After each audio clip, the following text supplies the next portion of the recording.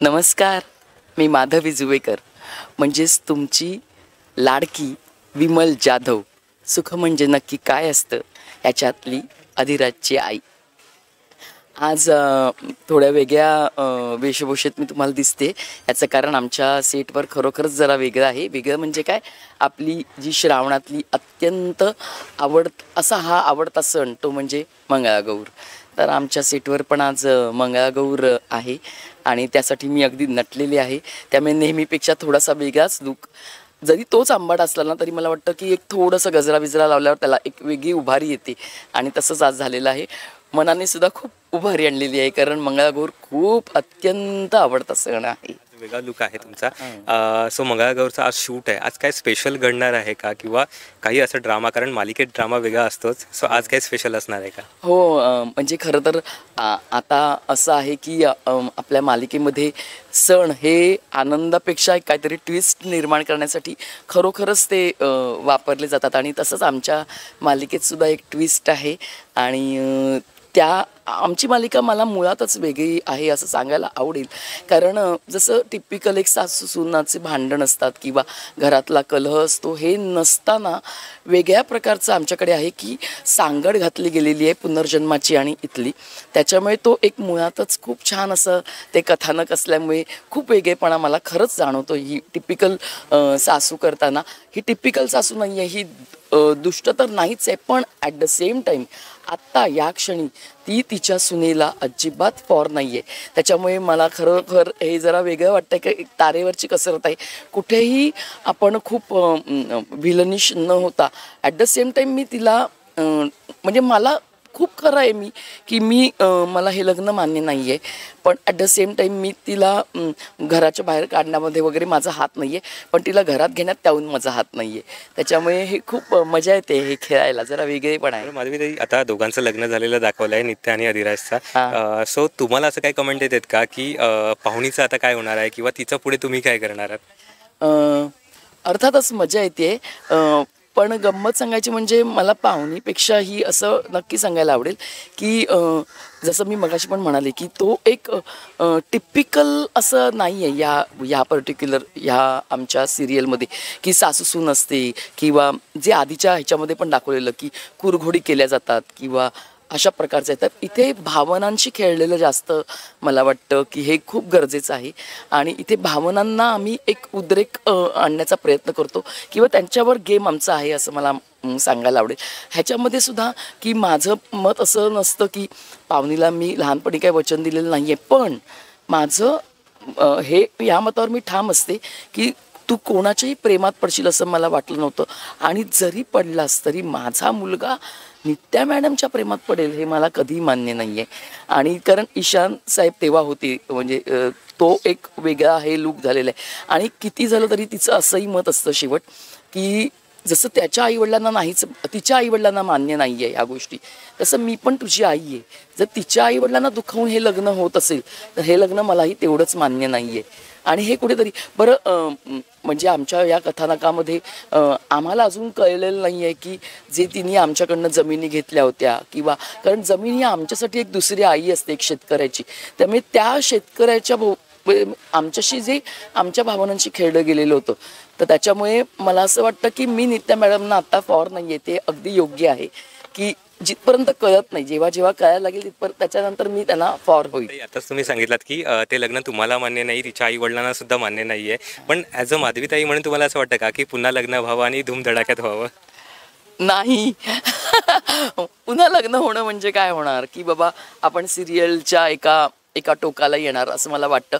पण मला तेच म्हणायचं की जे कसं होतं ना, आपण जेव्हा सिरियलला होतो ना तेव्हा सगळं गुडू म्हणजे गुडी चाललं असेल तर आपण ते बघतो, त्यावेळेपुरतं आपल्याला आनंद मिळतो. पण जर आपल्याला प्रेक्षकांना त्याच्यात गुंतवायचं असेल तर अर्थातच हे गुडी देणं मला वाटतं की तेवढं त्याच्यात प्रेक्षक गुंतला पाहिजे असं मला वाटतं. की नित्याचं काय होणार, का विमल तिला एवढं हे करू नाही करत, हे जे त्यांना त्यांच्या वैचारिक गोष्टींशी खेळणं म्हणतो ना, ते गुडी गुडी करत नाही होणार अर्थातच. त्यामुळे मला असं वाटतं की होता होईस्तोवर जेवढं लांब आपल्याला सरकवता येईल.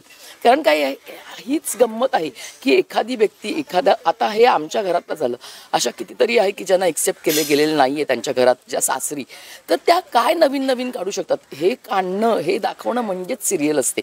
आणि ती सिरियल जेव्हा आपल्या पर्सनल आयुष्याशी सांगड घातली जाते तेव्हा ती अर्थातच उंचावर पोचते असं मला वाटतं. आणि त्या पोचण्यासाठी माझं तिला फॉर असणं अजिबात गरजेचं नाही असं मला वाटतं. आज मंगळागौरचा शूट होत आहे, तुम्हाला तुमच्या आठवणीतली मंगळागौर आठवते का, की तेव्हा असे असे खेळ होते जे आता खेळले जात नाही किंवा कमी झालेत असं काही? हो, अर्थातच आठवतंय. म्हणजे आम्ही कॉलेजमध्ये असताना मंगळागौर वगैरे खेळायचो, जेव्हा कोणाचंच लग्न झालेलं नाहीये. चक्क उखाणा सुद्धा घ्यायचो अबकड या नावाने. कोणाचं कोणावर प्रेम काही नाही, अबकड नाव घ्यायचं आणि त्याच्या नावाने उखाणा घ्यायचा. म्हणजे ही मज्जा होती असं मला वाटतं. ह्या मंगळागौरीमध्ये मला सांगायला नेहमीप्रमाणे आवडेल की जसं आपण लहानपणी लस घेतो आणि ती आयुष्यभर आपल्याला टिकते, ती ऊर्जा म्हणा किंवा त्या लसीचं जे लसीकरण आहे त्याचं, तसंच मला वाटतं की मंगळागौर ही सुद्धा आहे. ते पूर्वीच त्या लोकांना गेम खेळले जायचे किंवा असं नाही आहे. हा भावनांचा पण खेळ आहे, हा उद्रेकाचाही खेळ आहे. आणि तो मला वाटतं की जिथे जिथे माणूस आला, माणूस केले, तिथे तिथे भांडणं सुद्धा आलेली. कारण प्रत्येक नाण्याला दोन बाजू आहेत. तर तो उद्रेक कुठेतरी बाहेर पडलाच पाहिजे, ती ऊर्जा कुठेतरी बाहेर पडलीच पाहिजे की ज्या ऊर्जेवर आपण पुढचं अखंड वर्ष घालवायचं असतं. आणि ती ऊर्जा मंगळागौरीमध्ये डेफिनेटली असते. आपल्याला एखादी व्यक्ती आवडत नसते तेव्हा त्या गाण्यातनं म्हणजे आपल्या प्रतिभेला पण आपण ॲक्च्युली आव्हान दिलेलं असतं. तसं आपण मंगळागौरीला आव्हान दिलेलं असतं की खेळायला ये, तसं आपण आपल्या प्रतिभेला पण आव्हान दिसतं की शीघ्र कवी आपण म्हणू शकतो की इतकी फास्ट आपण असं पटापट पटापट पिंगा घालताना बोलू शकतो की तुझी ही तशी आहे, तुझा हा असा आहे. तर हे खूप उत्साह आहेच आणि उत्स्फूर्तपणे खूप छान प्रकारे येतं. असे अनेक खेळ आहे की गाठोडं आहे. गाठोड्यामध्ये तुम्हाला अर्धी गती घेतली तरच तुम्हाला पुढच्या गतीला जाता येतं. म्हणजे ह्या कितीतरी गोष्टी अशा आहेत की ज्या आपण सराईतपणे आपल्या व्यवहारामध्ये पण वापरतो, पण आपल्याला कळत नाही की ही पुंजी आपल्याला लहानपणी मिळालेली आहे. ती गती वाढवणं सुरुवातीला हे आपल्या हातात आहे, ते खूप गरजेचं आहे. तरच आपण पुढच्या गतिमान स्थितीला जाऊ शकतो. मग मला सांगायला आवडेल की बाई पण भारी देवा ही फिल्म खरोखरच सुंदर आहे. आणि त्यांनी ना असं कुठेतरी खरं आहे म्हणजे मग ह्या जिंकल्या पाहिजेत असं वगैरे न करता त्यांनी इतकी सुंदर मानसिक गुंफण केलेली आहे.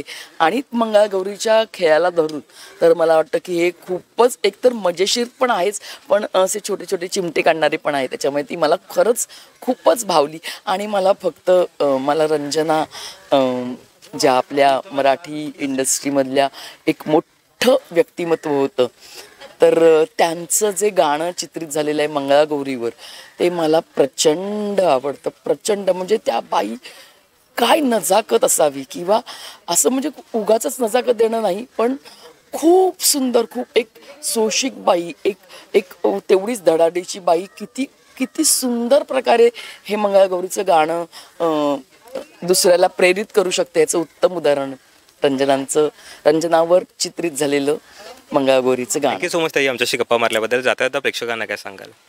की मंगळागौर हा सण हल्ली आपण सिरियल्समध्ये वगैरे बघतो आणि मला हे खरंच आवडतं प्रत्येक चॅनलच्या बाबतीत म्हणाल तर, की ती आपल्या पुढच्या पिढीला आपण कसं दाखवणार की हे आपले पूर्वी हे खेळ खेळले जायचे, ह्याच्यातनं ऊर्जा मिळायची. तर ते सिरियलच्या माध्यमातून दाखवले जातात. आणि सिरियल हे असं माध्यम आहे की जे अगदी गावागावात कानाकोपऱ्यात पोचलेलं आहे.